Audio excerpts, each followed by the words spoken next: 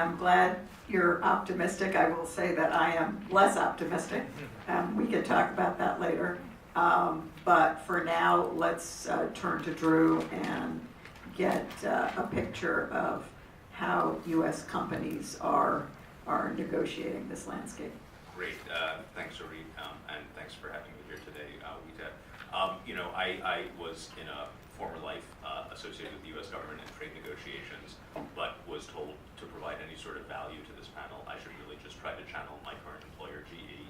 And so this is the voice not from Washington, not from Beijing, but actually from Wisconsin, where GE has a huge facility, or from our headquarters in Boston, or from southwestern Ohio. So, I'm going to speak not so much to long-term strategic implications, except for the company, as much as how we are sort of experiencing, perceiving opportunity or being buffeted by what's going on in the trade environment currently. Just before, going into depth, should note what GE is today. We're a diversified manufacturer. We're present in 180 countries around the world. We have 5 principal businesses that are all in the industrial space: power technologies, aircraft technologies, renewables, healthcare, and oil and gas. So I think for some people whose vision of GE consists of, I remember we used to have a microwave or a coffee maker. We don't do that anymore. We are really in the industrial space.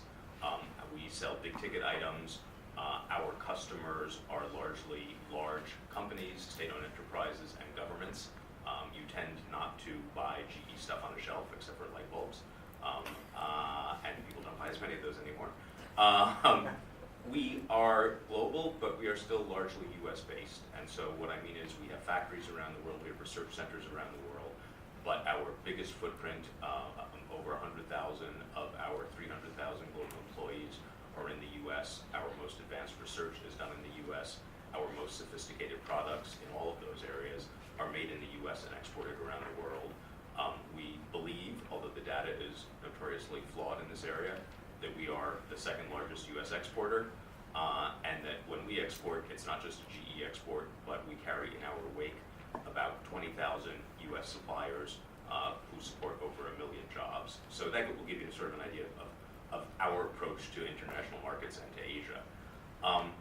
When I previously worked at USTR, I sort of looked at trade agreements as some sort of kind of hierarchy of virtue, and the best, of course, was TPP and Chorus, and then because of some investment issues, Australia, US FTA was a cut beneath that, and I sort of assumed when I transitioned to the private sector that this would be sort of the global, the business perspective on trade agreements and trade environments, and of course quickly discovered that isn't the case. For GE, for a lot of capital goods manufacturers here in the US, we face low tariffs generally. We don't face that many technical barriers. Those aren't a huge hurdle for us. Investment barriers, they don't affect us that much. They might affect our customers. Government procurement matters, although sometimes that's hard to enforce, the commitments for governments to have competitive procurement. The biggest issue for us is host country industrial policies and how they sort of promote their national champions. And while there have been some promising, developments and recent agreements to address that, that is still, the jury is still out on how effectively that can be enforced through trade agreements. I would say when we think of trade at GE, we also think of things like export credit agencies. We think of Exim Bank, critically important to us and to our suppliers. The fact that the U.S. doesn't have a fully functioning Exim Bank is a huge problem for us in global markets, arguably as big an issue as where we stand with trade agreements and market access. And it's a weird quirk of the U.S. sort of system that somehow we have a discussion of Exim that is largely completely separate from our discussion of trade when they are so integrally related. Obviously, we think of things like tax, we think of workforce. The BUILD Act, important, also discussed in its own sort of silo, largely distinct from what it does for U.S. opportunity to trade in the Asia region. And then, of course, we look at market size. We look at resource capability, human resources, natural resources. We are present throughout Asia, from the Korean Peninsula to the Pacific Islands, all 10 countries of ASEAN, and we are not in Brunei because of their trade agreements. We are not in Laos because of its trade commitments. We're there because, you know, that's where the market for hydro is. That's where the market for oil and gas is. All that said, we still find trade agreements useful. They are, you know, almost always an improvement on the status quo. They lock in certain guarantees of treatment, and maybe most importantly, they provide certainty for us. And that matters a lot when we go into a new market, when we invest in developing a factory or a long-term relationship, a research center. And because certainty matters, that's why we've actually had some serious concerns over the past year, you know, about imposing new tariffs or threatening to withdraw from existing bilateral or multilateral trade agreements. Because I think while we support the notion of a more level playing field and trying to open markets, we actually think that the incremental benefits that you obtain through that process may be offset by the uncertainty you generate by suggesting that the architecture of underlying agreements is really unreliable and may vanish, because that is the basis for a lot of business decisions. That's the basis for a lot of business arrangements, and that's, for us, particularly the case in Asia. So, you know, looking at Asia, you know, for GE, our sales continue to increase there. There's a narrative out there that, you know, American firms are being squeezed out. That's actually not the case for us. We actually are doing well in the major markets, and I guess we also find that, you know, we continue to be welcome. And I say that, you know, just to emphasize that I know there's some speculation about whether some countries' friction with this administration on trade has spilled over to somehow, you know, make it toxic to be seen dealing with U.S. businesses. And we are, you know, relieved to see that that has not affected how we operate in the region. That I think what the best American companies bring to the table is something that Asian countries still value, and they pretty much understand that this is, you know, there are administration policies on trade and tariff that don't necessarily, you know, reflect a lot of pressure to do that by companies like GE. You know, consistent with our support for trade agreements generally, we were strong supporters of the renegotiated Chorus agreement. We support the U.S.-Japan FTA. We are, you know, eagerly awaiting the administration's announcement that it is going to negotiate an FTA with a Southeast Asian country. We would love to see a reinvigorated APEC process. I think that still has an important role to play. I think we're looking at CPTPP to see what it means for us to get a fuller understanding. You know, as I said, our products face low tariffs generally, but if you look at the non-tariff measures here, you know, this means that for GE, if we make medical equipment in Japan, you know, we can now sell to the Vietnamese government out of there. So, you know, unfortunately, because the U.S. is not a part of TPP, that means that we won't be shipping that stuff out of Wisconsin, which would be our sort of natural base to supply this stuff. But, you know, we can find ways to make an agreement like this work for us. I'm pleased to say that before I joined GE and after, GE has strongly supported the TPP agreement and continues to think that it would be, you know, the best way forward for the U.S. and the region. You know, the biggest cost to us, the biggest challenge for us in the Asia region has been tariffs, and particularly China tariffs. As people who followed this know, when the administration determined how it was going to assign these tariffs, it initially focused mostly on manufactured parts, not on consumer products, and so that hurts companies like us that have a big supply chain, because, you know, China is the largest manufacturer in the world. It's hard to build things without bringing in some part of it from China. You know, there's also been some Chinese retaliatory tariffs that affect us, but to a much lesser degree, and so we're working to mitigate those, you know, by claiming duty drawback, by seeking exclusions, and also by adjusting our supply chain. You know, and that might create new opportunities elsewhere in the region. So, you know, I know people are constantly asking us, well, if you move things out of China, you know, where are you going to move that? And, you know, I think we're looking. Frankly, China brings some unique skills, some stuff that can't readily be replaced, nor that we would want to.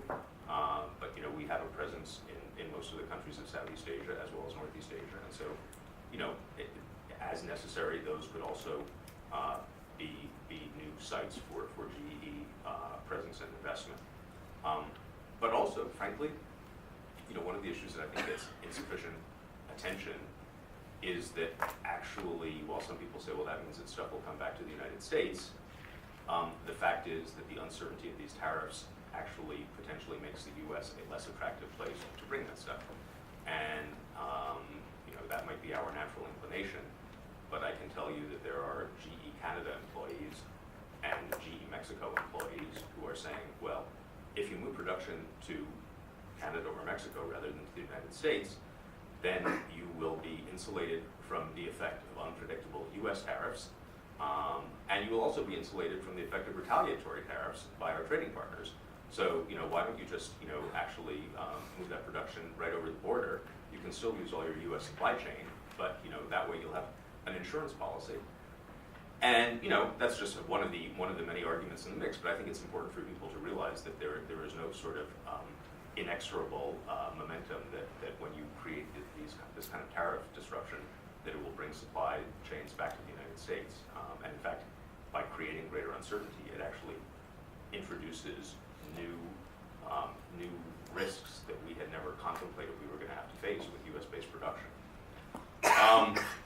And I will also say that, this means that our businesses all around the country, GE businesses all around the country, are spending a lot of time on tariff mitigation strategies, and they're spending a lot of time on how to consider creating, dual or triple supply chains in order to mitigate the impact of potential tariffs. And, on the one hand, it's been a great opportunity for me, Drew Quinn, to get to meet people who do this stuff at GE all around the country, but they, frankly, are being pulled away from product development, from actually maximizing their presence in the market, building new facilities, inventing new technologies, in order to find ways to accommodate unpredictable tariff changes. So I think that's a cost that we need to recognize when we think of how is this playing out. It's also a cost because for a company like ours, whose main competitors are largely non-U.S. companies, we believe this is something that will potentially undermine the competitiveness of GE and other U.S. manufacturers relative to our foreign competitors who don't face the same uncertainty with respect to these tariffs. I mean, clearly some of the big multinational companies are present in the United States, so they have some degree of exposure, but if you are not a U.S.-based company, you presumably have a lot more production options outside of the United States that you can ship production to in order to get around the impact of tariffs. So I think, again, looking at the region, the combination of tariffs, the combination of a new set of trade agreements that other countries enjoy benefits from and we don't, as well as the absence of an Exim Bank are sort of three of the main challenges that we're facing now. But I don't want to be, that pessimistic, because actually these are incredibly important markets. China is our second largest market in the world. Countries like Japan are among our largest markets, some of the larger Southeast Asian markets, Korea, and Australia. And so these are investments we make and prioritize and see it as critical for the company and continue to be an important pillar for our success going forward. Just before closing, I just make a couple of observations as someone who made a transition from the public sector to the private sector. I would say to a much greater degree than I imagined when I was, negotiating these things, supply chains are actually kind of flexible. And maybe that reflects GE's experience with our large footprint all around the world. But I recall making art, talking about, well, these countries need to be a part of the original TPP agreement because those supply chains will be locked in place within months of entry into force, and they will not be changed. And I've been surprised by how quickly, in response to things like tariffs, supply chains, particularly for a large company, which I admit gives us a significant advantage, can be amended. And I would say for us it's a particular challenge because we're talking about very complex engineering parts that in some instances actually need to be certified by the FAA or something. So if we can actually find alternative suppliers to diversify our supply chain, I imagine it's even easier if you're making towels. Would also say that FTA utilization is much lower than I would have expected, and I joined GE and said, okay, let's see exactly, how much of our trade with FTA partners we're using tariff-free status for, and the answer was less than you would think, because demonstrating origination and meeting the rules of origin is so complex that sometimes it really offsets the benefit. And so I think if that can be a factor for a company as large and with as much kind of trade infrastructure as GE, I would imagine it's even bigger deterrent for smaller businesses. So I think when we are presented with new trade agreements that are great on the tariff side, but also boast of much more rigorous and cumbersome rules of origin, I think we have to realize that they really do take away the benefits and serve as a disincentive to utilize them. And I guess then, the other thing I would just say is that there are a lot of new and emerging trade issues out there that we see in areas that we work that are facing domestic regulation. Issues like AI and how that factors over into the sort of industrial as opposed to consumer-facing space. Things like commercial use of drones, regulations for additive manufacturing. These are all things that are being looked at domestically. And, I think it's great that, a lot of the trade debate over the last year has focused on longstanding issues like agricultural tariffs, or, I can't even think of some of these others. But the fact is,